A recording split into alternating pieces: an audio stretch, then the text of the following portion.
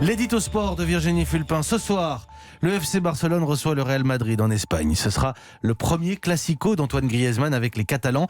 Vous trouvez qu'on a beaucoup de chance d'avoir un joueur pareil en France et qu'on ne s'en rend pas assez compte? Mais regardez la différence. Ce soir, Zinedine Zidane sera sur le banc du Real, l'idole absolue en France, et sur le terrain avec le Barça, Antoine Griezmann.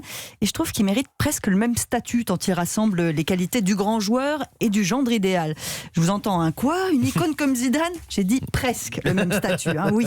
Depuis plusieurs matchs, Antoine Griezmann est en train de réussir à se faire une place au Barça, enfin. Parce que c'était pas simple au départ, hein, de cohabiter avec Lionel Messi.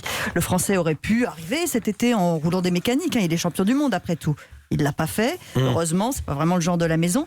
Mais l'entente avec le quintuple Ballon d'Or a été longue à se mettre en place. On sait que Messi est le patron du vestiaire et du terrain à Barcelone.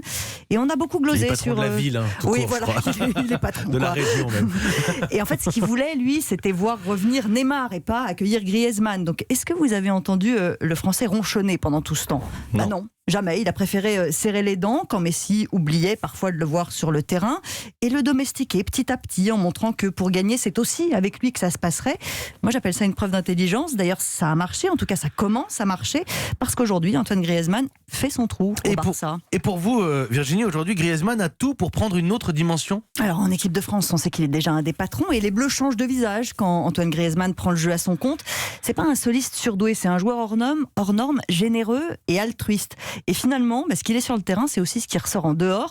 Un gendre idéal, je vous dis, quand les footballeuses espagnoles ont fait grève pour demander des conditions de travail plus dignes, il a été un des seuls joueurs à leur apporter un soutien public. Quand on a commencé à parler de lutter contre l'homophobie dans le foot, il a fait la une du magazine Gay Têtu. Alors c'est des petites choses, mais elles montrent qu'il ne passe pas sa vie à se regarder le nombril. C'est pas si fréquent chez les footballeurs. Donc oui, on devrait le porter au nu, ce joueur-là, et on le fait pas assez, je trouve. Si jamais il marque et qu'il fait gagner le Barça ce soir pour son premier classico, ça va devenir le héros de la Catalogne avant d'être celui de la France. On n'aurait pas l'air franchement très malin.